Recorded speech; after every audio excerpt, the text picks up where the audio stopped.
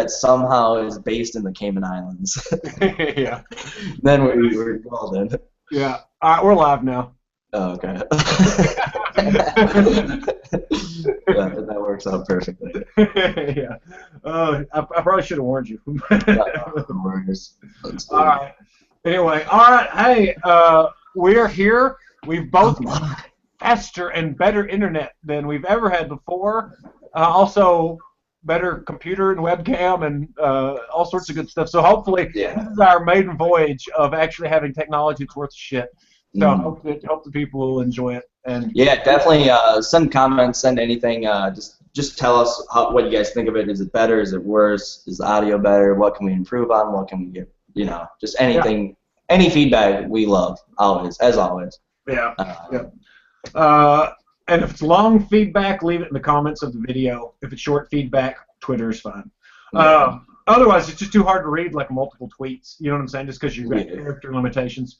But anyway, yeah, we're going to be talking about Survivor, Amazing Race some, Gotham, Flash, and even maybe Constantine. Yeah, Constantine a little bit. Yeah, I want you to talk me into watching Constantine. Okay, we can do that. That should be basically what our segment on Constantine covers. I like that. Yeah, I've got a podcast to pitch to you.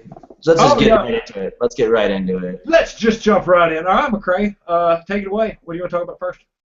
Let's see. I got to look at my notes here. The first thing I have is one of my notes is that, like, do you ever think, like, when they're on the island, this is something I have to ask from the survivors, is, like, when you're on the island, like, sometimes I get, like, crap stuck in my teeth, and it fucking just bothers the shit out of me. Like, my teeth bother me. When Victoria had her teeth thing, like, that would have been, like, so crazy to me. Like, I would have been almost, like, I might have to leave because teeth, like, something about my teeth fucking drive me crazy. Yeah, so, me too. So it's like, when you're out there, what are you going to fucking, like, I saw someone picking at their teeth where it's like, my fingernails aren't long enough to, like, get in there. I don't know. Super gross question. But do people use fibrous materials as floss? It seems like that could make it worse. Because, like, you got, like, teeth with more fucking garbage in there. Yeah, you, like, got a twig in between your teeth. But no, like, I always have these floss picks. Yeah, no, those were super helpful for me, like, but the thing is, here's something also really gross, is I use, like, the those nicotine patches. Like, the nicotine patches came on this little metal foil thing, and, like, that worked perfectly, like, for my teeth. I don't know. And so it's like... Sometimes, if I'm at a restaurant, like, I'll be really... Marilyn always says I'm gross, but I say I'm being dentally hygienic. But I'll get, like, a Sweet and Low or Equal packet, and I'll be like, I'll get a little floss with it. Yeah, exactly. I'll use, like, envelopes, like I'll bend my straw, kind of chew on my straw, and work the molars out. No, dude, that's exactly. I'm like a floss MacGyver. Like, I will find anything to turn into some sort of floss because, like, it irritates me so goddamn bad. Like, it'll change my whole day. I will be annoyed as fuck for the rest of the day. And so I think I'd be really annoyed on Survivor. Like, I always put myself into the game. Like, if that was me there, what would I do, Yeah, no, I mean, like, there's all sorts of stuff like, hey, maybe fishbone. Maybe, like, a fishbone. They kind of little fucking little... Yeah. See, the problem is that for me, it's like, I don't need a pick. I need, like, a straight-on, like... Yeah, you need the... I need the through motion. So it's like, it'd be even tougher for me. But yeah, see, like, I don't know how... This is the first time we've ever really talked about Survivor on the show. I don't know how we even want to, like, approach it. Like, how do we... I don't know. I guess we can just talk about, we can kind of recap last week's episode to a certain extent and just kind of flesh out where people are in it. Last week, spoiler alert, if you hadn't watched it already, then you probably aren't ever going to watch it. Actually, I mean, I can't remember. I watched 3 episodes. I watched the last 3 episodes just recently. Okay, so you saw the part where... I remember. Let's see, let's go back that far. So refresh. Okay, so let's see. Basically, then you've seen the episodes where Kelly got voted off, and then her father Dale got voted off. Then they had the merge, and Julie quit the show. Okay. So John Rocker's girlfriend Julie quit the show. It's like this to me. I was pumped that, like, my boy Keith. I really like Keith. He's playing a shitty social game, but he's been in a bad position for the most part, where he's just kind of been odd man out, like, and maybe too odd. I like his son Wes a little bit more. I'm glad now that they merged, that he'll have an ally. Absolutely. He fucking stuck it out and won that hard ass individual immunity, first individual immunity, and he didn't even have to. It didn't make any difference because he could have just given it up. Yeah. Yeah, like Yeah. So it's really known. And is that a thing that they typically do on Survivor? When someone quits, do they just like usually don't go to tribal? I thought sometimes they'll still go to tribal.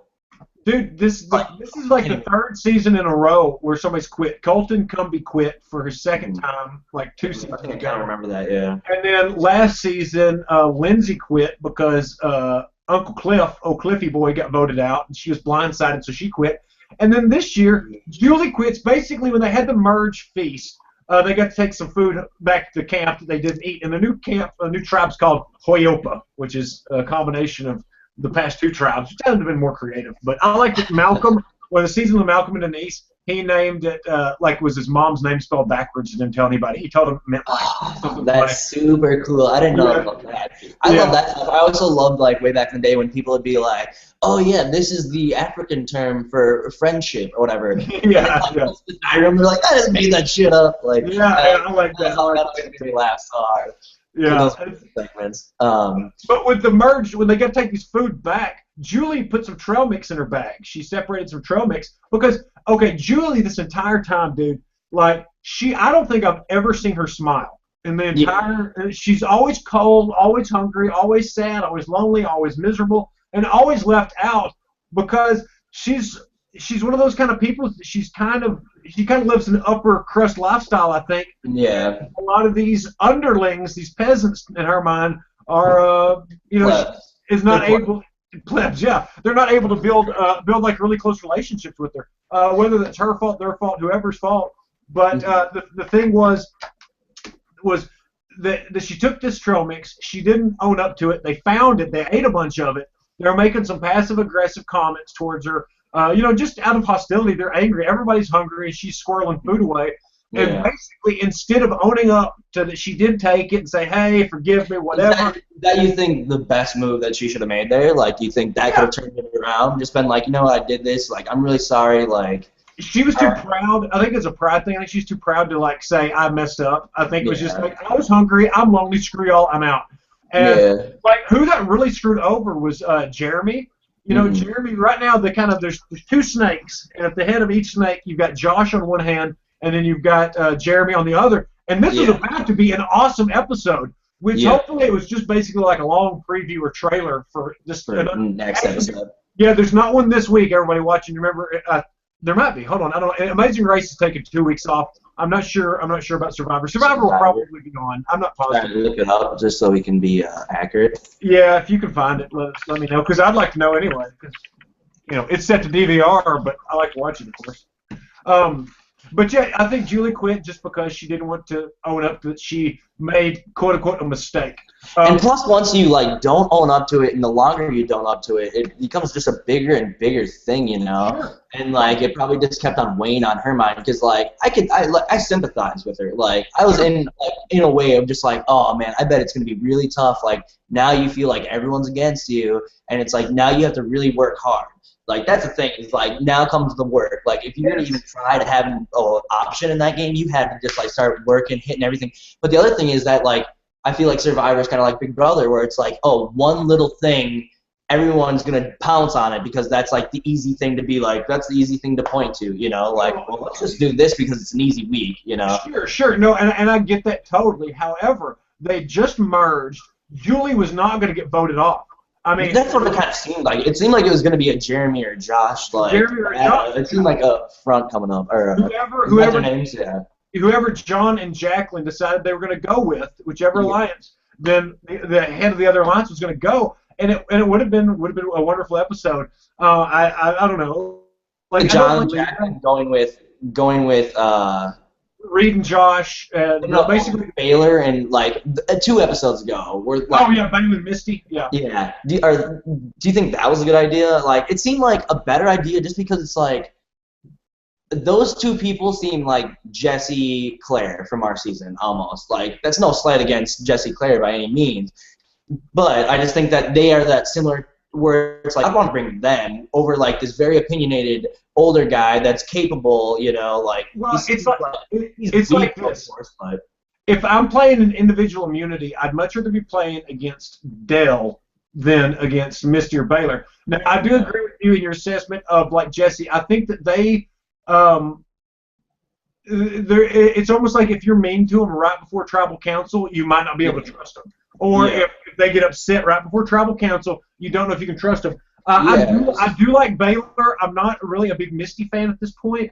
Baylor's got some game in her, but at the same time, I don't know. John and Jacqueline, I feel like they could have. Dale had no social game. Dale was worse. Yeah, where it's just like, dude, you calm him down all the fucking time. Like, settle down. He drew a line in the sand, you know, and he's like, I'm not going to be cool with Misty and Baylor. And it's just like, dude, this is like. I was thinking, it was like, John and Jacqueline, why don't you two fucking try to like work something with those two? Then you guys got brains, you know. Fuck it. No, absolutely, absolutely. I don't know what Dale's game plan was, and apparently he didn't have one. I felt bad for Kelly when she got voted out when they did like interview the post tribal council interview. Just like, fuck, I shouldn't have went here with my dad. But my dad screwed my dad. I was just like, ooh. Yeah, but I bet he feels the same way. Yeah, he's got to feel the same way. But I think at the end of his, he was like, I'm glad I got to play with my daughter. I'm proud. I don't remember exactly the same like that. But no, you know, as far as John and Jacqueline goes, I want them to kind of pick a pony and ride it out. I think that they kind of like being the couple that everybody has to pick. But I mean, that's about to be over. I mean, that's toast. So it'll be once they just choose a side. I mean, the game evolves, and there'll be other alliances that'll break up, break down, form, you know, and that kind of stuff. But I don't know. It seems like at this point in the game, there's basically the idea is to go 8-4 with like the couples, and then the 4 odd people out that don't have their loved ones anymore. And so that's. Let's see. What the hell? To be announced. It looks like there's an episode, Wrinkle in the Plan. Is that the newest episode? I'm not sure. I'm not sure what the name of the last episode was. But anyway. But no, I think, dude, I've been a Josh fan since pretty much episode 1. I think he's playing a really phenomenal game. I mean, you can tell. I remember something else that I wanted to talk about. I agree wholeheartedly. But here's like what I was kind of thinking. Like, again, I always talk about this, but Reagan from BB11 or wait, 12. Yeah, he wrote a whole article about the villainization of gays in reality television or whatever. And like, I think that this comes into play here again. Like, I think it kind of came into play for Big Brother 15, Big Brother 16, and I think it's coming into play here, where it's like they make them seem like, oh, they're so evil and like they want to take out. Like, to me, it just like it felt like a total like they're gonna be our bad guys. Like everyone like. Really? And that's how the edit I was getting totally from them. Like, it may have been just me and my drunken stupor, but like I was like this like. To me, I could totally see it where it's like they're fucking taking out all your favorites, America. See, I mean, I don't know. I've read Reagan's article, and Reagan's an intelligent guy. I'm sure he's got his pulse more on that the gay community in reality TV than I do. And just the way he views it certainly is different than the way I do, because I don't think that Josh and Reed are being billed as a villain at all. I think they're being billed as basically Josh more so than Reed, even though I like Reed. But Josh is a guy that's there to play survivor and to lie when he needs to manipulate when he needs to. And it's like it goes back to what do you want? Do you want a bunch of Bible school classmates to go in there and play this show and be nice to each other? Or do you want people to be out there after it, lying, cheating, stealing, playing the damn game? So it's like we're a different breed of people, obviously. We're a different breed where we like that aspect of both games, you know. Sure. Like, we like that part, you know.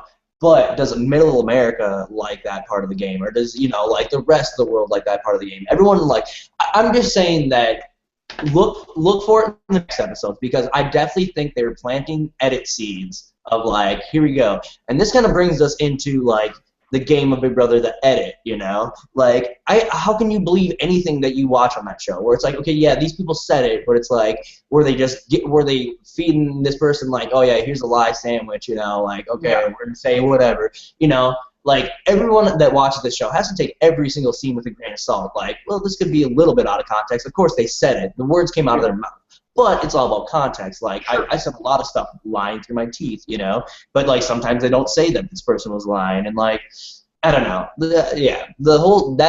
I can't trust Survivor. That's the thing that I don't like. I can, like, I like it. It's fun to watch, but I can't, like, trust what I think of when I'm watching the show. Well, where it's like, this is an edit thing, where it's like they're editing this way, you know? They're playing to my, like, okay, well, this person does seem like a dick, you know? Yeah. Like, well, don't trust everything you believe, everyone. You, like, it's television. With no live feeds, it's kind of it's hard to tell. With Big Brother, okay, like they've got to tell a narrative. You know, the show does its thing. But then if like you don't believe what the show's saying, you can watch the live feeds and find out for yourself. With Survivor, you just got to take it as Mark Burnett and Jeff Probst give it to you.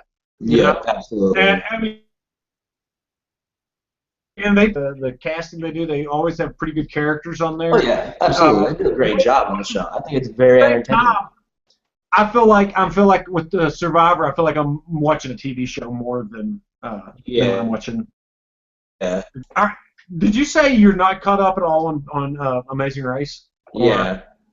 Okay. Wait. I had another thing. Let's see. Oh, okay. What you got? Like there was a part where like what was it like?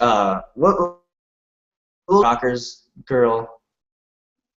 Julie, yeah. Like she was like, I'm just like, I don't have any loved one here, you know? And like, I don't know who it was, but the first thing they said was like, I'm your loved one. Like that is like, yeah, that was a great piece of like, that was a tool. That was like such a tool of like, I'm your loved one. Like, and then it like, like it brings in so much like feelings and like, you know, it didn't work of course, but I thought that was super smart to be like, no, I'm your loved one. Where it's like it's creating a false sense of security and for that I don't know. I thought I was like, okay, well that's a good idea, smart game. I totally agree. That was like Misty's got some game to her. Like I said, I'm not really a big Misty fan, and maybe it's just because the way she's acted towards like Keith and Dale. I don't know, but but I do think she's got some game in her. I think her and Baylor will be very dangerous the longer they stay in the game. They could be. They're just the weak link in any alliance, because if there's a time they can jump over, I think they will. Yeah. Misty's she's been married 3 times. They keep harping on this the different relationship that they have than the typical mother-daughter. And I don't know.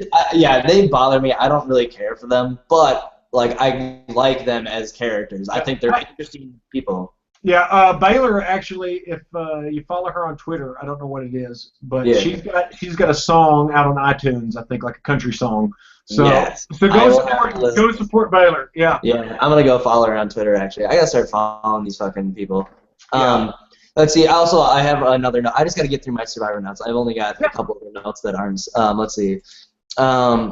Keith, have you seen the movie Extract? Extract? No. I know it's Jason Bateman and Mike Judge, right? Yeah. Keith is Mike Judge's character from Extract. So anyone that has seen Extract, just think about Keith next time and just think about him as Mike Judge's character. I don't know. Okay. It just makes me laugh for some reason. All right. And my last note is when Julie is she's like leaving, and she's like explaining to Jeff all the reasons why. Like she's like, I miss not being able to talk to a loved one for 3 weeks. And I was just like, oh my god. That just about made my fucking brain explode. Like, 3 weeks? Like 3 weeks? It was like we were fucking sequestered by ourselves for 1 week, and then, and then went like 13 more weeks after that, It's like, oh my god. That's that's one thing. That's one thing that that doesn't really get mentioned about stuff a lot of times. Is there takes a lot of mental strength and emotional strength to be away from your comfort zone, to be thrust in a situation that nobody's comfortable in. And that's why, okay, I like the blood versus water twist because it adds an element of you do have a loved one there and a family member there.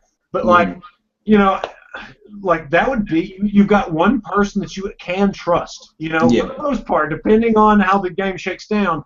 I mean, like, Kelly would have done well if Dell had gone first and she could have, like, re-blended in. But, you know, being away, and John Rocker, he lasted like 3 or 4 days there, I think, something like that. I'm not, no, maybe it must have been like 12. 6 or 7. Second maybe? Yeah, second, I believe. A second or so. Yeah, so that's like 6 days at least, I think. Yeah, but even at that, I mean, I don't know, man. Like, I don't want to, like Julie said at the end and during her interview, that nobody out there was in her head playing the game that she was playing, dealing with the things that she was dealing with. So, true, I can't speak for Julie, and I can't speak against Julie. However, I never like it when someone quits a show. Because there are 1,000 people lined up that would have taken that place had she got on the show because she was dating someone controversial that they wanted on the show for ratings. So she was born on third and thinks she had a triple anyway. She should have, I mean, seriously. My favorite saying. One of my favorite sayings. Nobody would have ever known who John Rocker was dating if it hadn't been Survivor.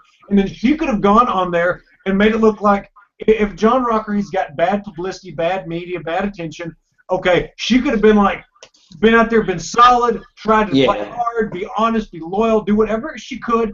And then at the end of it, people might say, you know, maybe John's not such a bad guy because Julie's with him and she seems like a sweetheart.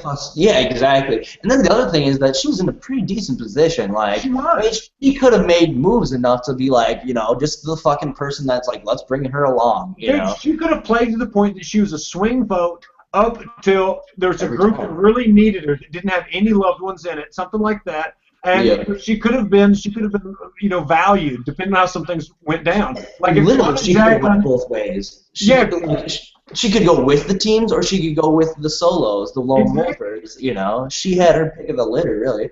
I don't know. I guess, but still, again, we don't know. I think I had something else that I fucking like went to sleep on, and I fucking didn't write it down. But all right, enough with the Survivor. I can't. But Amazing Race, we can just basically update. There's no strategy to be that's you can be really put your finger on, other than run fast and don't fuck up. That's like everybody. But like I want to say that the Dentists are one of my favorite teams in recent Amazing Race history, just because when it first started out, I was like, oh my god, dude. He looks like somebody you'd see on 48 Hours Mystery for killing his wife. You know? I mean, and I don't mean that in a bad way. I'm just saying that's what that dude looks like, all right? It's him and Misty. And, but, dude, I mean, like, he was so intense. Like, I mean, he scored the highest, I guess, MCAT score that her medical school and his had ever seen. He was a pro or amateur bodybuilder in high school, okay? What? Yes, I mean, he's like a dude that can do anything. He also, I saw on Facebook the other day, he's got something he does, I don't know, it's called, I don't know, dentistry for people that need it. I'm not sure what his charity's called, but like one weekend a year or whatever, he donates his skills to like fix people's teeth. They don't have money to have dental insurance. Really? Yeah. I mean, like, this is an awesome dude, and like they're like, we're gonna be number one. We belong at the front of the pack, and like people were like, man, this is annoying. But they consistently get first place. They even they finished. They got last place. They have a save with them. A couple of legs of the race ago. They did finish last. I can't remember why. I think Misty had trouble at the challenge at a bakery or a sandwich shop. They got the saved week? No. They didn't even have to use the save. It was a non-limited, so they still have the save. Okay. So, I mean, they're playing, and it's going into like final five or six. I guess six because this last leg was non-elimination. Okay. So, my favorite teams are Kim and Allie, the cyclist. I like Jim and Misty, the dentist. And I love the Soul Surfers, Adam and Bethany. I think they're a great team. Adam at first seemed a little weird to me. Yeah. And, like, I mean, just, I don't know why. I mean, it just seemed like or maybe he was just reserved or something. But, dude, as it goes on, he's like one of the sweetest, kindest dudes. I mean, he's like a really nice guy. He's very patient and loving. And he and Bethany seem like a real sweet little couple. So I'm digging the season. It's a great season. Phil, my host, Phil, he's last season and a few seasons he's been on this like kick about wearing stupid hats. He looks like a goober in all these fedoras and stuff. And like now, it's like now he's even involved in the race. Like when Kim and Allie showed up to get in their Ford Fusions or whatever to race across wherever the other day, he was like there waiting. He was like, Kim and Allie are the first team to arrive, and they're getting in their Ford, and like they're like, about to run him over. They're like, get out of the way. It was really funny. That didn't really happen. But like he was, like, they were running to their car, and like, I mean, he's there doing this stuff now, and I like the way that they're editing Phil. He always seems like a cool guy, but now he's like more in the mix. Where before he just seems like he'd show up at the end and say, your first place, your second place, your third place, you're out of here. Just, do you think they're going to give him like kind of the Jeff Probst kind of like get in the mix a little bit, shake it, get in there, and there's no way to shake things up unless not to shake things up. Jeff is always like, I want some more FaceTime. Like, you guys want to make a deal? Let's really fucking play this out. Like, I need a lot of FaceTime. Like.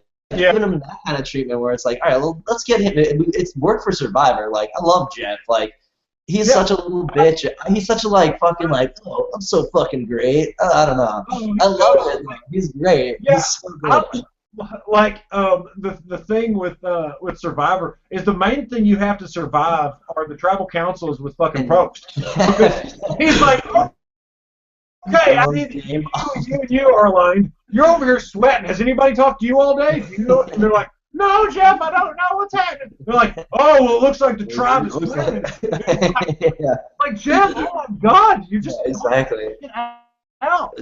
So I think the newest strategy evolving for Survivor must be like, how can I work against Jeff or like work with him so he doesn't try to like call me out? Like, I gotta figure out something, Yeah, I mean.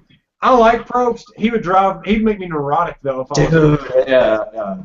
right, so back to Amazing Race. Like that's the guy that you're talking about. That makes me like actually interested. Like usually when I get back into a show, it's like because I'm interested in some of the characters. Yeah.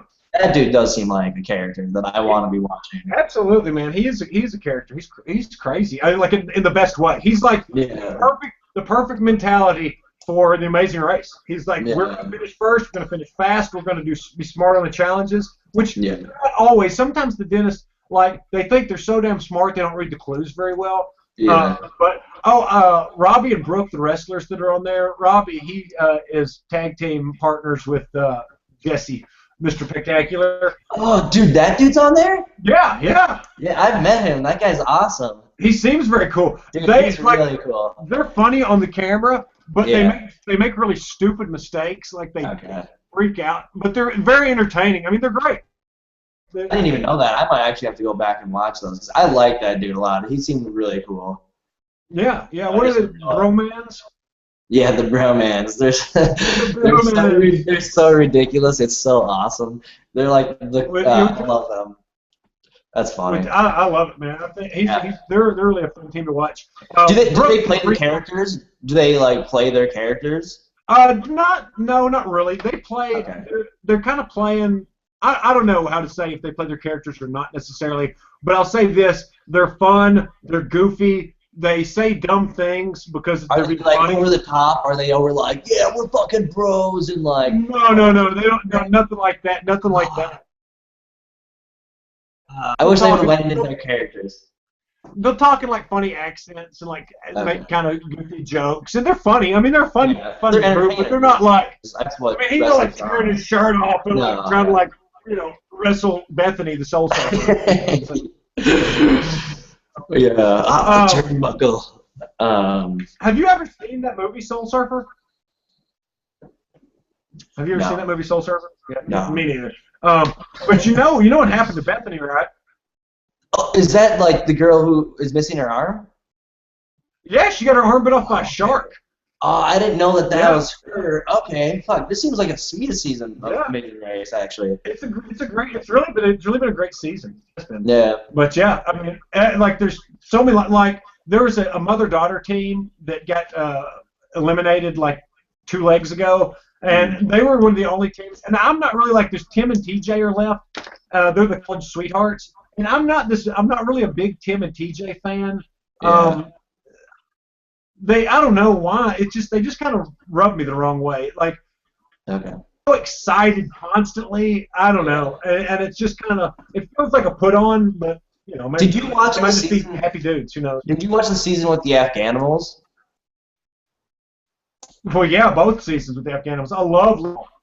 Really? I think absolutely, yeah. I love their seasons. I want to go back and watch too, because meeting the Afghanimals, those dudes are awesome. I have to go back and watch them. They're like they'll be in a challenge and they'll finish it up and then they'll have fun with the people and they're like, yay! You know, they're very exciting. Yeah. The first season with Leo and Jamal, I think that might have been the first season with I don't want to totally fuck up, but with Natalie and Nadia and James and Abba. I'm not sure exactly, but go back and watch it. Both seasons. And then they were in All Stars. So, okay. I mean, great team. Also, absolutely great team. Love them. Speaking of, Nadia's still on Survivor? Natalie. Natalie's still on Survivor? Okay, yeah. Natalie, I always screw up everyone's names, but like I like her a lot. Like, yeah. I didn't like her with all the John Rocker stuff, but I understood what she was doing. Sure. But like her now, I'm like I don't know. I just think she's super smart and she knows what she's doing. It seems like she's played Survivor before, almost to me. Like she's really good, man. I like her a lot. I didn't like Natalie and Nadia on their first season of Amazing Race. James and Abba, they lost their money. Yeah.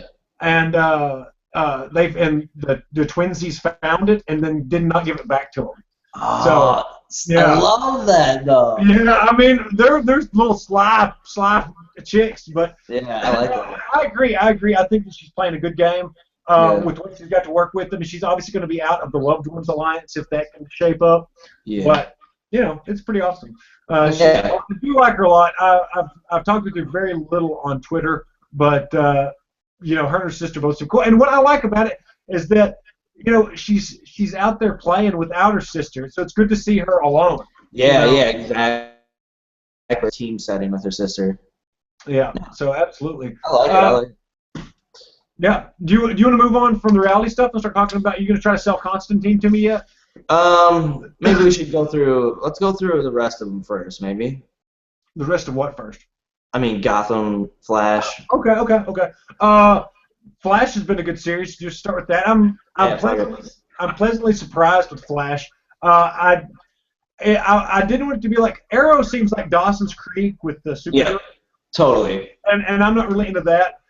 They're trying to make have some like potential love interest for Barry, but it's okay. I debate that because it's like, what comic, most fucking like mainstream comics, like big DC or Marvel, like they have that love interest shit, you know? Sure. They have that Dawson Creek shit that I'm always like, all right, come on, let's go. Well, you know? When I say Dawson's Creek, I'm saying more like a soap opera that's targeted towards like teens, 12 to 19-year-old people. But I mean, I think that's also comes with the territory in comic books also, where it's like, oh, this is like a thing that like younger people. I mean, comic books, like, they are kind of more aimed towards a younger demographic. I mean, it depends on the comic book, of course. But, I mean, I don't know. I would just say that, like, they always throw that love shit in there. They always, like, ham-fist, like, some sort of love story into every single comic. And it's like, I don't need that shit, but I bear with it. And that's, like, kind of the way that I got into Arrow, where I was like, you know, like, this happens. I'm just going to fucking get on. I'll ignore those parts. I'll tweet during those parts, you know, where I'm just like, I don't care about your love arcs and shit. And with Arrow, like, Arrow traditionally, his love interest was, you know, what was it, Mockingbird, or I can't think of what her name is. The chick that has like leather coat, whoops ass, Is she even in the series? I have not been watching anything. No, yeah. So like she eventually comes in as like this other girl's sister, and like I don't know, they're just like doing a little bit of new stuff like with the material, but they're keeping kind of true to the material. They're bringing in badass villains. Like some of the villains are really cool. Some of them are super lame, but like to me, it's just like a fun thing that I don't take seriously at all. All my friends give me shit for watching it, but I'm just like, when there's a badass scene with just some arrows getting let loose and fucking shit going down, like I'm like, yeah, I'm in. I loved it. I love that stuff. But I mean, that's the thing that like Flash kind of goes into. Flash kind of has that same like it's gonna get like that same lovey interest, you know. And I think in the comics he had a love interest. Blah, blah, blah. I don't remember. I can't remember what her name is. Yeah, several. But, yeah, and like I don't know. Just the thing with Flash I love so much is like I love some of the scenes that they use, like the graphics, like their CG stuff. Like I love the overhead shots of like the city, and then you see like the blur moving through the streets really fastly. Like that's something that they do in the comics that I always appreciate. The ones that I don't like though are the front-on shots of like him just like running, and it's like blurry behind them. That is the worst. Where it's like, you gotta put those fucking shots in anymore, please, because they are horrible. Did you ever see? There's a movie called like The Adventures of Baron von Munchausen. I've heard of that. Okay, I can't call his name right now, but it had the homeboy from Monty Python in it. Anyway. Cleese? No, not John Cleese. Terry Gilliam? Maybe, but he could run really fast, and he's like, oh! And it's just like this. That's sweet. Yeah, it just like is so low budgety, where it's like they did it in the pilot once, and I was like, okay, that's just a pilot thing for a cheap effect, you know. But then they kept doing it, and I'm just like, please stop. But the thing that I have to say about Flash is like, I always just thought Flash was such a lame ass character because my only real exposure was like in the DC like. Or the cartoons and shit, and he's always the wisecracking, like, yeah, wisecracker, you know. And then like he like came in, or like the new 52 dropped, and I like picked up Jeff Johns like his version of the Flash, and like this dude loves the Flash character so much, and so like I don't know, that kicked off my love for the Flash. I love pseudoscience. I love science that's just like crazy bullshit. But like they make it work and stuff, and like the Flash's villains have been like pretty ridiculously, or it's been his fucking what are they called? I can't remember, but it's like the Wizard or the Weatherman, fucking Mirror Master, and you're talking about Mist? I'm talking about like that crew. There's like a crew of like fucking Captain Cold, Boomerang, fucking the Weather Wizard, fucking Mirror Master. There's like a cadre of fucking bad dudes that like get together to take down the Flash or whatever eventually. But it's like, I don't know, just like the characters that they've been introducing and the way that they can be like, oh, well, there's just been a fucking ion explosion. Now everyone's fucking meta. You know, yeah. It's like, that's so sweet. I love it. I love every second. Jeff Johns writes a lot of these Flash episodes, and you can tell. I mean, like, they really go somewhere. I loved Captain Cold. Dude, Captain Cold episode was fucking awesome. That's when I was like, that Captain Cold, fucking Wentworth Miller, just like, I didn't think he was going to be able to pull it off, but like, eventually, like, he just slowly keeps on getting cooler and cooler. No pun intended. And then he fucking gets on the fucking parka, and he looks like Captain Cold straight from the fucking comics, and it's just like, Captain Cold he was like the low-rate fucking Mr. Freeze to me. But like, now it's just like, Captain Cold is whoop ass. I thought that was just super cool. It's like this. This is kind of how I felt about Captain Cold. Like, I hate to like pick things apart, especially like superhero plot lines, you know, because there's going to be loopholes in anything. Yeah. But it's kind of like, all right, Flash, do you only stop people that are trying to steal diamonds and kill people? But if they blow up a whole train and derail it and cause all this damage, you're like, yep, we better let you go. Yeah, exactly. Like, well, I'll be getting you next time. Yeah.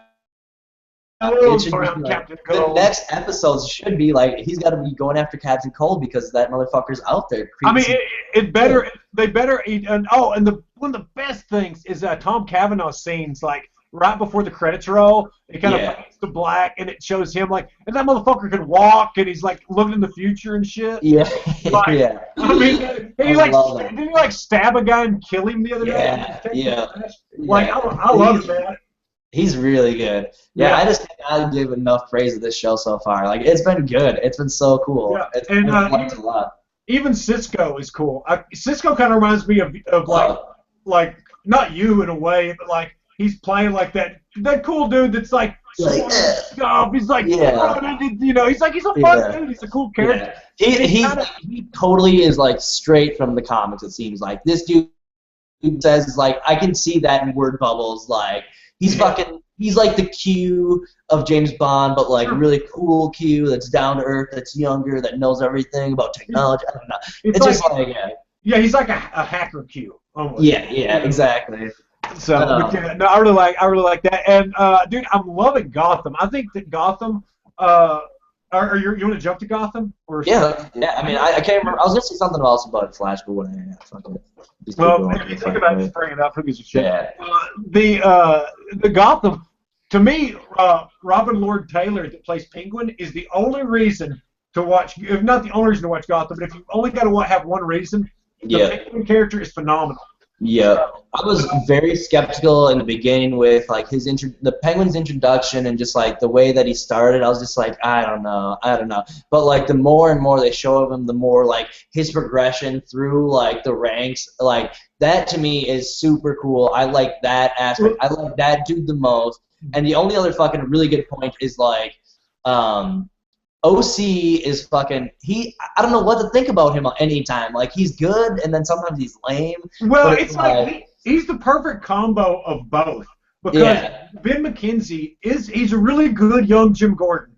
Yeah, I think so too. He's so damn serious all the time. Yeah, that it just becomes funny. You know, he's kind of like Adam West Batman in a lot of ways. He's kind of like Adam West Batman. But like he's so serious that it's like damn, bro, go fucking, chill out for a little bit. And then, like, I love Bullet, the Donald Logue character. He's kind of gotten away really good too. Like, they've started kind of using his acting a little bit more lately in this past episode, more specifically with, I guess the Goat Man was the best one. The Goat, you remember that? I can't really remember that one. Well, anyway, like Donald Logue, for a long time, his lines and stuff would be like, well, it's Gotham, Gordon. That's the way it works. It's Gotham. It's like, okay, we get Gotham is a shitty place. And so, like now that they found out that Gordon did not kill Oswald Cobblepot, and that Bullock's pissed off, like everything started to come together. And I know that they're getting ready to introduce Harvey Dent as the young assistant DA. So he's gonna be young assistant DA. See, I don't know if I care. I think that. He should even be lower, I think. I think he should be like a page or like, because it's like 10 years or like what are the time spans here are just like not adding up for me. Yeah. That's the one that I don't get where it's in the animated series it's like before he becomes Two-Face, it's like Batman and Harvey Dent are pretty much the same age. Sure. That's what it seems like to me. Like, young Bruce Wayne is the best I can tell, like 11 or 12. So, and has to be at least 12 or so. Like, Batman in the comic books is like 26 or 7. Like, historically, he was for a long time, and it's like there's still a large age gap between some stuff. Oh, I call him Lil Wayne when I'm talking about him with Marilyn. Lil Wayne. That's smart. But hey, Sean Pertwee that plays Alfred is really good. He showed how badass he was the other day when that squad of like homicide cops, pulled up there. Like they're kind of like Eternal Affairs. The guy with the shaved head and the chick that used to date Barbara Gordon, which I kind of think that's like a little risque thing to throw in there, as Gordon has to deal with. Is it Montoya? What's that? Was that Montoya? The chick, yeah. It's like Montoya and like they were the ones that came, like Jim Gordon got like blasted a couple times and then they pulled up and like saved him. Yeah. Montoya, who like I think she famously becomes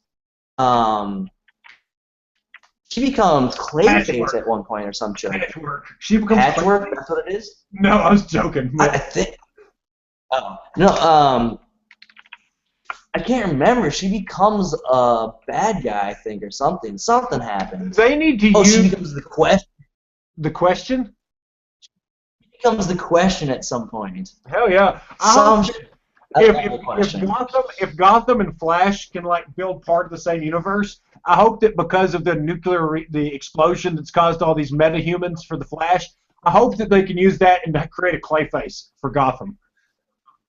Well, but the problem is that that's maybe if it's like a pre, because like the problem is that Gotham is set like 10 years in the past from. Sure. It has to be at least from Arrow, or at least 10 years from Arrow and Flash. Yeah, you're right. The thing, but you would have to like set up like, well, this is like a period where like Clayface does kind of happen, or like a pre-Clayface or some shit, you know. Yeah. But another thing I was thinking about would be really cool is like depending on how air, like you could literally have Gotham end up getting into the Arrow timeline, you know, like the beginning of Arrow. So like it would all be like flashbacks to around Arrow, like what's happening in Gotham, like you'd hear reports of Arrow stuff. I don't know. Yeah. I think that would be a super cool way. But I do think that Gotham should start like kind of trying to set up things that happen into Arrow. Yeah. You know? Well, it's like the other day when Gordon tried to get Barbara to get on the bus or the train or whatever and leave Gotham, he should have said, "Go to Metropolis. Go to please, exactly. Just a fucking more nerd service, please." And that's the thing that I like. Gotham is like so. I don't know. Gotham is like how I started watching Arrow, where I was like, okay, I like this. This is cool. I like the characters, but I'm still super skeptical about it. You know, like there's things that keep me like kind of interested, like them showing Victor Zsasz or whatever. Victor Zsasz. Like, dude, that was like, okay, I'm in. And like the fact that he only had a couple marks and stuff, like that was so cool because we all know that like towards when Batman's around, he is covered in marks. You know, he's covered in his fucking. Marilyn, she's kind of got this nurturing mom nature about her, and she was like, with all the kids that they're cutting, I don't think they should have showed that. That's like how my mom would say. Yeah. I was like, I mean, it's not gonna create more. It's not encouraging it either. No more. No, he's a bad guy. He's a bad guy. Yeah. It's not like, well, Bruce Wayne did hold his hand over that fire and burn himself, but. Well, and the other thing is that, like, Victor Zsasz, I don't know when the character got introduced, but I mean, I'm sure they played him heavy as fuck during the 90s, and the 90s seemed like a way worse time to be showing off stuff like that. Yeah. That dude that plays Victor Zsasz, he was also the Mist in Flash, you know? Oh, I didn't know that. Yeah. Well, he looks exactly like, this is. I don't know. I don't think this is inappropriate. It's just news. But he looks like Jared Lochner, the guy that shot Gabby Giffords, the senator or congresswoman in Arizona. Do you remember the shooting? If you look up a picture of that dude and put it next to Lochner, it's like damn, his twin brothers on the Flash now. But but anyway, they look identical. I mean, you can criticize me for saying that. You check it out and then we'll argue about it. I don't think that's very. I do want to say this, that they've announced this kind of in the timeline or in the topic we're discussing. The Suicide Squad movie that they're making is going to be pretty badass. Okay, dude, I'm excited. They've got Margot Robbie. She was in Wolf of Wall Street to play Harley Quinn. Is what they're saying. Yeah. I was just looking that up, and I was looking at her and I was like, yeah, she looks like she could pull it off. Yeah, for sure. And they're trying to get Jared Leto to play the Joker. Yeah, I saw that too, and I was like, that could really work. That could really work. And this is the thing with Jared Leto. I know it'd be kind of intimidating jumping into a role that Heath Ledger, famously won the Academy Award for. But the thing is, Joker's a character that's going to be replayed. Somebody's going to do it. And Leto's going to have to do it. Yeah, Leto could be a really good one. Plus, getting in a non-Batman related movie, like Suicide Squad first, could kind of get him into, and then he could go against Affleck in the future Batman movies. Absolutely. Affleck is signed on to I think 3 or 4 Batman vs Superman, the Justice League movie, and then a solo Batman movie.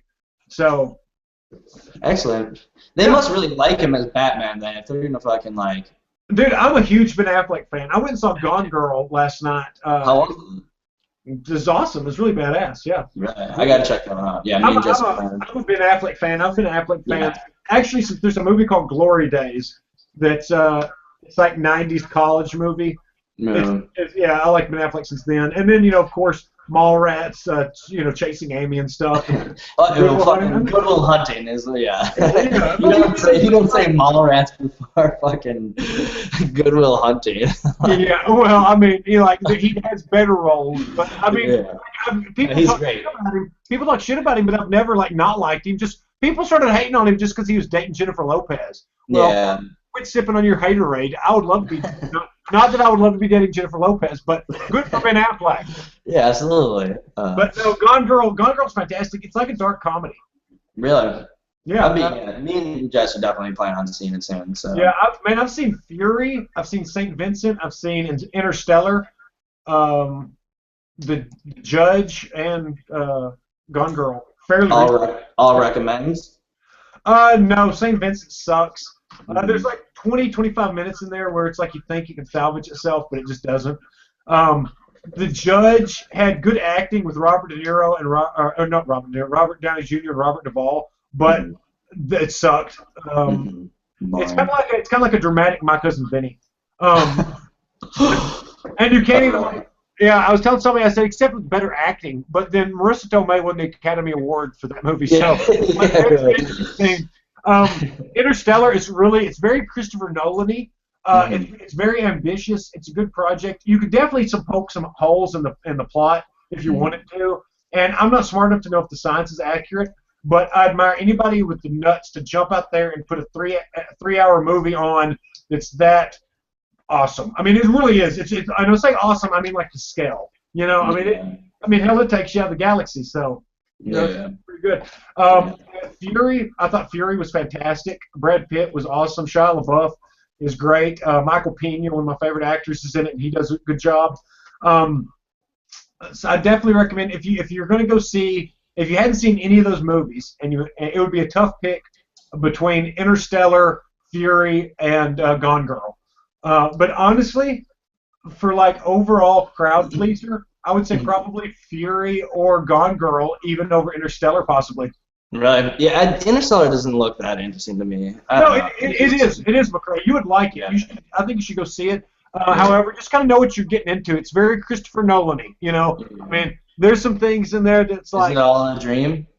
No, there's at the end of it, this top keeps spinning, and I'm like, McConaughey, what's going on here? No. But dude, for the longest time I was watching the commercials, I did not think that was Matthew McConaughey. I was like, that's Christian Bale.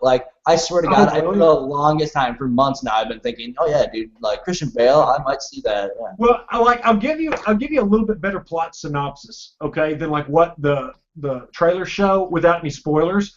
Basically, they found a wormhole outside of Saturn, okay? And because it's set far enough in the future, all these crops are dying. This something called the blight has killed. It's like a disease, plant disease maybe. It's killed all the wheat, all the okra, corn, and it's basically everything's like a dust bowl, basically. Yeah. And so it's far enough in the future that all these government programs have been shut down. I mean, it's just the world's in shambles. It's basically a dystopian in society. Well, Matthew McConaughey, and some of the stuff goes a little too fast for me to feel comfortable with it, just because it's boy, that ball got rolling fast, kind of those things. But anyway, basically he becomes aware of NASA, which had publicly said that they had disbanded years ago. Finds out they're still together, still doing experiments and stuff. And what they've done is 10 years ago, they sent I think it was 10 or 12 astronauts out through this wormhole, okay? And because they found in another galaxy 10 or 12 possibly inhabitable planets for humans. Yeah. So what these bravest people on Earth, it's basically a one-way trip for nearly all of them, to kind of a deal. It's you're basically going to die. Yeah.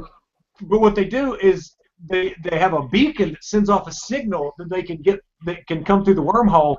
But they find out that there's 3 signals going off of possibly planets that you could possibly inhabit. Okay. Well, the Earth is dying so fast they could basically I mean, they've got to go through and find out if these planets are inhabitable. And anyway, so that's what it's the. Okay. I get it. McConaughey goes through the wormhole to find out what's up on the other side, and it's weird because there's a lot of theory of relativity things in there. Sweet. Okay, I'm in. So time gets fucked up. Earth time. Anything time based. Yeah, it's a lot of time stuff. So, but anyway, Interstellar's cool. It's I don't think it's going to be an overall crowd pleaser like Gone Girl or even Fury. Fury, even if you're not into war movies, it's still a pretty good movie. There's one scene in it that it's way too long, I think. But it's not really a spoiler, but there's a time when they're in like a German city, and I think that scene takes too long. But other than that, like the battle scenes are badass. It's very gory. And it's just crazy as hell. Well, my recommend is Nightcrawler. We just went and watched that. I thought it was We're gonna go see that. We're gonna see that tomorrow, actually. All right. Yeah. I'm curious to know what you think of it. It's pretty weird. It's pretty good though. I recommend it. It's right up my alley. Hell yeah. Yeah. So I got nothing else to say about it. What's your podcast idea? My podcast idea. All right. So I was thinking about. It just came to me when I was like screwing around. So I was thinking the podcast would be like me and you. We just like surf Craigslist and we find like wacky stuff on Craigslist. So like and we can do like whatever. Like we can go through like some of the misconnections. Maybe we'll find some funny misconnections that we could read. These are like I was also thinking we could find some Craigslist ads that we could reply to. See if we could like write something funny. See what the fuck I don't know. Just something wacky. I got let's see. We could write replies. I have an example. This Minnesota, this Craigslist is looking for Twin Cities writers to create local kick-ass content, and it's like, yeah, this is gonna be paying. You're gonna be paying to create these little stories and stuff, and then it eventually goes on here to like talk about. Here's a list of our most popular stories across our other markets. And these are the kind of stories that we want from you. And it's 25 things only Utahns understand. 11 facts about Utah dying. 10 reasons why Minnesotans hate Wisconsins. 20 things for your SLC bucket list. 11 photos you can only take in Utah. Who has a Salt Lake City bucket list? Well, like, so I was thinking, like, we could just think of, like, really fucking funny ones of, like, just, like, funny things to, like, reply to this, reply to just, like, all these different, opportunities on Craigslist, and then the next episode, we could, like, the first part of the episode would be, like, the replies that we get from these people, and then we go on and start doing some more. I just think Craigslist is such a there's so much shit that is just out there and like people selling things, and then there's so many like casting for young 18-year-old girls. Like I think there's so much funny shit you could actually find on Craigslist that we could talk about or even reply to and see if we could get replies back. I don't know. Well, I think it's fun. We'd have to figure out a way to package it, to deliver the content appropriately. But it'd be fun to like make fake Craigslist ads and like see who replies. See who replies to them, yeah. Exactly. Well, the way that I was kind of thinking of it. Let's put the most like vulgar, gross thing we can in the personals and just like see who replies to it. Who's into poop? Yeah. Yeah, exactly. Oh yeah, and like I think that can be just we could have like it in different segments where it's like we both bring in two funny classifieds. We bring in two funny misconnections. We bring in two things that we should reply to, and then like we can read former replies. And then, I don't know, just like, and then we can do one where we both post on there, I think that'd be fun. I think that'd be a cool little podcast. That could almost be like its own show entirely. Well, that's what I'm thinking. Well, I think, like, that's what I'm thinking, like, maybe that's what we should do for the audio show. I mean, I don't know. Because it's, like, it's cool when your podcast has, like, a theme and like something that like makes it different from all the other podcasts, you know. Well, like Michael Ian Black and Tom Cavanaugh, they've got their snacks thing where they eat snacks and talk about it, you know. Yeah, exactly. And it's just like you got to find just a little niche that like you can exploit and use for content to make it really funny. I don't know. What do the viewers think? What do you guys think about that idea? Do you like that idea? Would you listen to something like that? I just think it could be just funny. I think I could just show off your funniness and mine not so much. You're funny. Fuck that. Dude, I think that's fine. I think it'd be fun to do. I think it'd be fun to figure out how to package it and just, you know, even if nothing else, for one show, just go through there and rip it and then see if it's fun, and then, you know, take it to second show. Definitely make a pilot. Yeah. So, what I find hard, and like I've been using the Hang With app. You know, I haven't used it. I'll probably use it today because I've got some comics I want to talk about. But like, I don't want to muddy the water. Like, the people that watch us on this watch us because of the reality stuff. So like, it's hard to know where to put certain content. Like, I want to do a bunch of shit. You know, it's like I want to do the Craigslist thing. I want to do any of that sounds great. You know, and the Hang With app, you can kind of film like a little 15-minute. You can stream it live, and it's just kind of like you can just put your thoughts down, and then fuck it, it doesn't muddy up the water of our On the Block. Or maybe we should change our channel from On the Block to just fucking podcast, and then we call On the Block what we do for our reality stuff. I don't know. And that's the other thing is like, I think that we can create different, like, we can have like On the Block and then just like all of our On the Block reality stuff, you know. And then I think we can do like a channel or like another channel kind of thing where it's like still under On the Block, but it'd be like On the Block presents Podcast Mania, or, you know, podcast audio. Because you can't really compartmentalize our YouTube channel. You know, it's just videos. So would you? But the other thing is, like, once we do the audio ones, it's like the next thing for me. Like, once we do the audio ones, we'll have like an audio place where you can just like download the audio. But then I also want to put it up on YouTube under our On the Block, but under like an On the Block like sub section. I think we can do that stuff. I'm not 100% sure with how YouTube works essentially, but I think that's what we have to start figuring that out, I guess.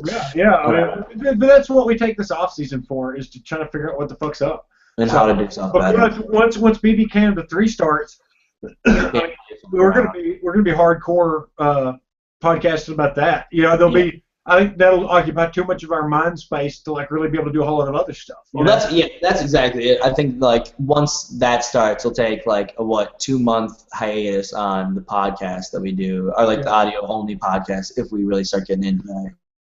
You know? But dude, the audio only is going to be a lot of fun. So if we're doing something, if we're talking that about something other than Big Brother, then we'll find our own audience for that. The people that like to hear us talk about whatever, you know. Yeah. And I think this podcasting is such a unique platform that's growing that, you know, I think that we can really kind of spin it into something that cultivates an audience for our own interest, you know. Yeah, absolutely. Find people that share in our other interests, you know. And then, so I don't know. It's a unique thing, and I think that we just got to figure out the right way to do it. Like I said, I'm so afraid of. I use the expression "muddy the water," but like somebody doesn't want to look at our YouTube channel for. You know, like the Derek interview, and have to scroll past, you know, us talking about Gotham or something they really don't care about. Yeah. So it's like I don't know. I feel like there's got to be. I think there's some way to do it. I think there's some way where it's like it like subdivides them into. I don't know. I mean, if there is, we'll figure it out. We'll do it. Well, because like I don't know. If you got to look at like Dan's channel. Dan has like, because like he plays different games. So like he has Dan's channel, but then it's like he's got this like fucking whole thing of games, and then this whole different set of games. I don't know. We'll figure it out. We'll figure it out. I've never looked at Dan's.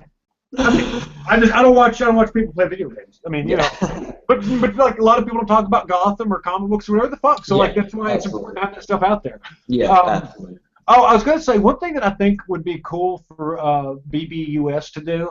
Or BB Canada or BB Venezuela, I don't give a fuck who does it, but just a fun thought for Big Brother is like if you got the cast of the next season, you figured it out like 9 months early, and like you let them know who they are, you know, and you let like think about like if our season played again, like now that we all know each other outside the house and know each other differently, what alliances would be different and what different things would happen. So it would be cool if you got to know these people and then you went into the house, because you could develop outside plans and strategies. That way, the first couple episodes, instead of it being like, "Hey, I'm Marco, and I like to do water sports and do a bunch of stuff," you could be like, instead they could be like, "All right, we've been secretly talking with each other like all the time, group texting, figuring out a plan, blah blah blah blah blah." I mean, like you could like really jump into it. Yeah. And people would be like very passionate about stuff too, because you'd be like, okay, I already know this person's a dick. I know this person's a liar. I know this person, because like if you were in I use group text as an example. If you had a group text like 4 people that's your alliance, and like that one of them is in a group text with some other people, I mean it'd be really weird. Like go in knowing that this person has 6 months history of being a total shit, Yeah. And then play with them. So, you can watch their Twitters and shit. Yeah. Yeah, I mean, I think it'd be really funny, especially because like the part of the fun is you go in blind and you don't know anybody and you form relationships. Yeah. But there also, if you look at the other side of that coin, I mean, I guess that's kind of why like All Stars is fun, because these people kind of know each other and that kind of stuff. But it's a whole new cast, and I don't know. I just think it's kind of interesting. I was thinking about that today. Yeah, it's a good idea. I like that. Yeah. I always try to think of alliance names. Yeah. So if anybody out there gets on Big Brother, 17 or 18 or 19 or 20 and would like to use these, you're more than welcome to, as long as I get a shout out. An on the block shout out at least. And on the block, yeah. And make sure you don't even have to say Spencer McCrae, but just say go subscribe to YouTube channel On the Block. But no, I think that Thought Criminals would be a good one, because that's like the Thought Criminals. And I like that. Yeah, and also if I think I've told you this before, but if we ever play again, I would want our alliance to be the Berserkers of Valhalla. Yes. Fucking Ragnarok, bitches. Yeah, hell yeah. That would be so. I like that one.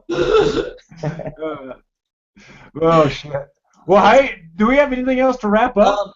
Didn't you have an announcement? Oh, I was gonna say, yeah. I don't even know if I've told you. This is I might be kind of jumping the gun on like a public announcement, but it's not really that big. I mean, it's not like that kind of a big deal. But on Wednesday mornings, I go into the Edge 100.3. It's in Little Rock, and I'm on the Corey and Patrick show, which is like it's the #1 show in the Little Rock market, #1 morning show. They play like hard rock, like rock music and stuff. Yeah. I mean, really anything from like Slipknot to Foo Fighters to Zeppelin. So I mean, it's pretty broad. We have that exact kind of station at our place, and they're probably like the #1 like morning fucking half-ass morning crew. Yeah. There's lots of that kind of stuff, and it's really funny because like Patrick, who's at Angry Patrick, you can follow him on Twitter. He's like a stand-up comedian. He's a really funny dude. He's the guy that got me involved with this. I mean, he's a very cool guy. We've developed a really good friendship outside of the studio. And the other guy that does it, Corey's been doing it for a long time. He's really good. He's the one that I told you this. He calls radio the theater of the mind. He talks about painting a picture for the audience, and he's a very cool guy, very good at what he does. He's got a great voice. Yeah, he looks a little bit like a hairstylist or something to me. He doesn't. I mean, it's just kind of. He doesn't look like you saw him. You'd be like, you would never point to that guy and say, "There's a radio DJ." Of course, I guess it'd be hard to point to anybody and say that. Yeah. But anyway, he's a great guy. We have a lot of fun. But anyway, they invited me to be like an official part of their morning show. And I'm gonna have like my own entry music, like my own like intro music. Yeah. What is it gonna be? Jockey song? I don't know. I haven't heard it yet. They put it together for me. It's like Spencer talking about stupid shit. I mean, I don't know. Yeah. Spencer kicking ass. It's gonna be like hokey radio intro music, but dude, I'm pumped. I think it's gonna be awesome. Dude, I'm super excited for that. When is that debut? Wednesday. I'll send you the link. I'll tweet the link out so people can listen to it on iHeartRadio and hear it. But they are on iHeartRadio. It's like 100.3 The Edge, Little Rock, Arkansas. So if you do iHeartRadio anyway, just go find it now and then tune in. I think you can do like follow on stuff or follow on iHeartRadio. I think you can do a lot of that kind of stuff. So yeah, you should put up the link for that so everyone can go listen to that. Yeah. I'll try to tweet about it too. I just got to get up early enough to listen. Dude, my thing was I'd go there and talk about Amazing Race and Survivor, and then Big Brother did Big Brother. But like that kind of keeps you in a box. You know what I'm saying? Which is kind of like what we talk about on this show. So like what now I'm doing is I'm pulling like headlines with regards to any former reality star, current reality star. I mean anything or reality TV drama like the Honey Boo Boo stuff has been talked about. We talked about that. We talked about the 19 kids and counting, that wedding they just had, because that was even in Arkansas and stuff. Yeah. We just talk about like kind of broadened out, but it's really cool. It's a lot of fun. And that's awesome. Yeah, absolutely. Hey, you need to call in one day. And that would be great. Yeah. That'd be one day I tried to call you just to see if you'd call in, but it was.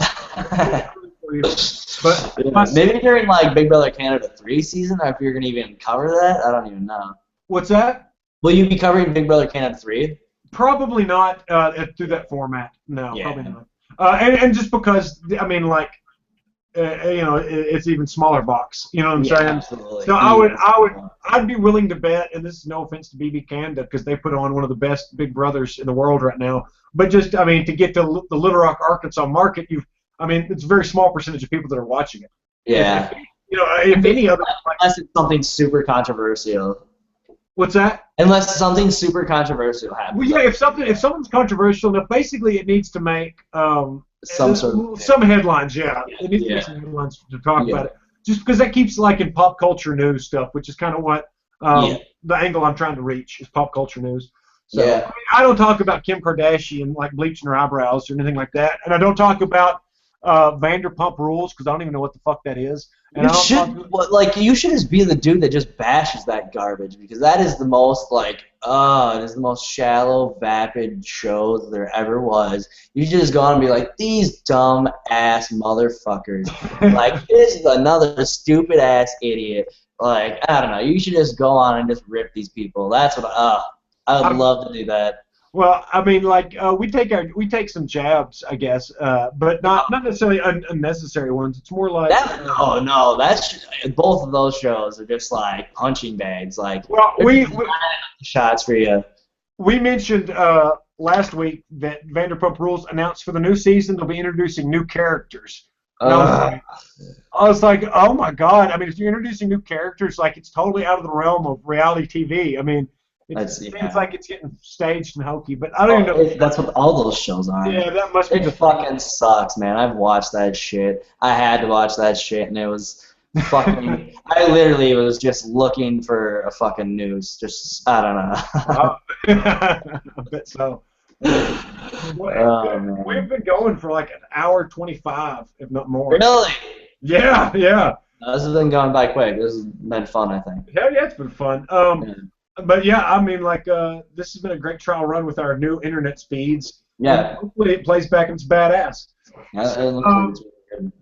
But hey, for those of you watching, and I'm talking to McCrae also, go. It's Hang With is the app.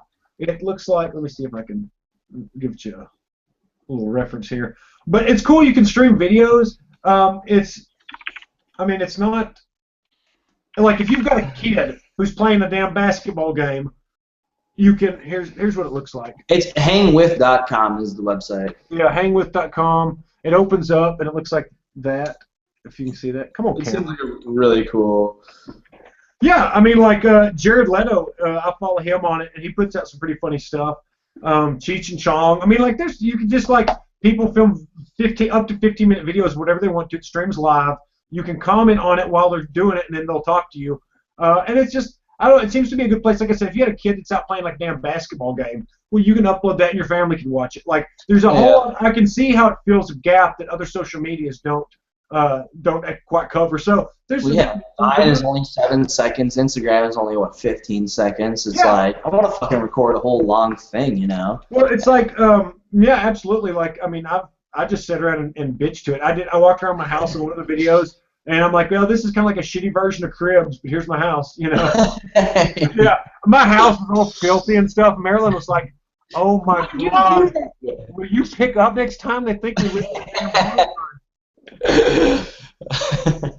But no, that's what I'm gonna do my comic book reviews on and that kind of stuff, just because that way, because like you can, when you close it out, like it shares to your Facebook and your Twitter. So and it also will upload to like a YouTube channel or another website.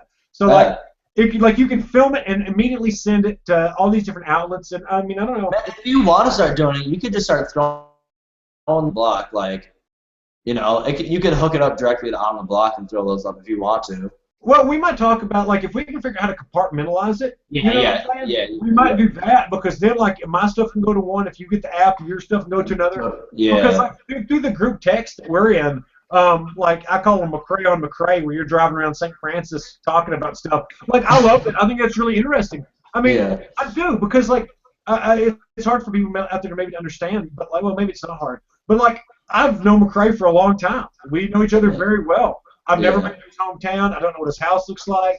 You know, and there's none of that stuff. So when I see it, I'm like, I feel like I'm getting to know you more intimately, you know, closer.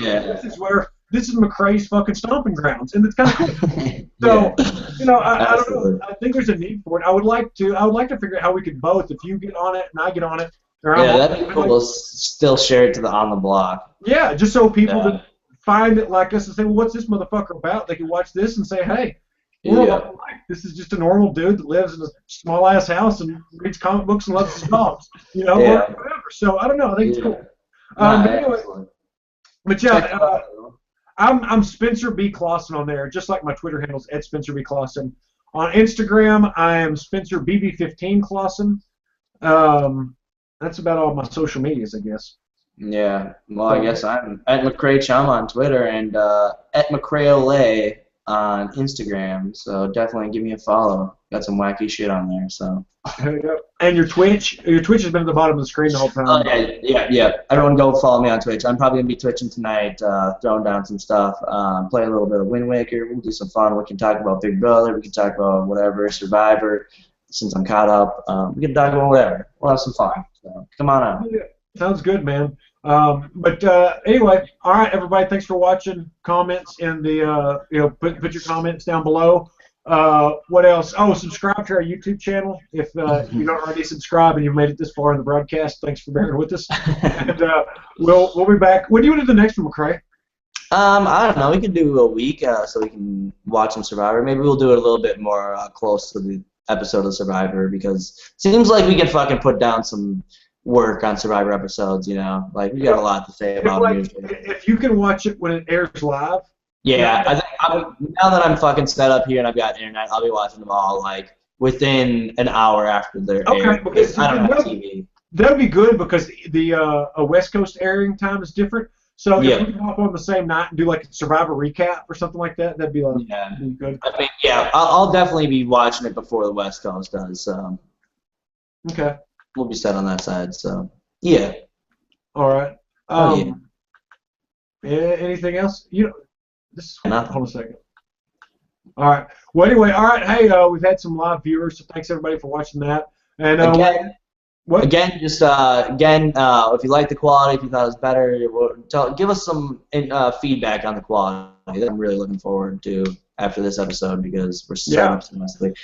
Just quality, whatever else you guys want to talk about, suggestions, anything. Yeah, the Craigslist podcast idea, just anything. We're, like I said, this is the time where we're just kind of fucking around trying to figure out something to do to get better at what we do, to improve what we do, so that when the stuff that the people that really watch us tend to care about, the Big Brother, Canada, BBUS, that we're ready to go, and we've got really good, really good show for you. So this is the fine-tuning part, and y'all play a big role in this in the fine-tuning. So any constructive criticism is appreciated. So anyway, all right, subscribe, follow, do that hang with stuff, because if anybody out there cares about comic books, that's where I'm going to be keeping my comic stuff, and I think that's going to be the best format for it, because I can flip through, show you the pictures instead of just talking about it. Anyway, all right, and we'll have some audio-only stuff coming up pretty soon. So. Peace out. Thanks, McCrae. Yeah, thank you. Yeah.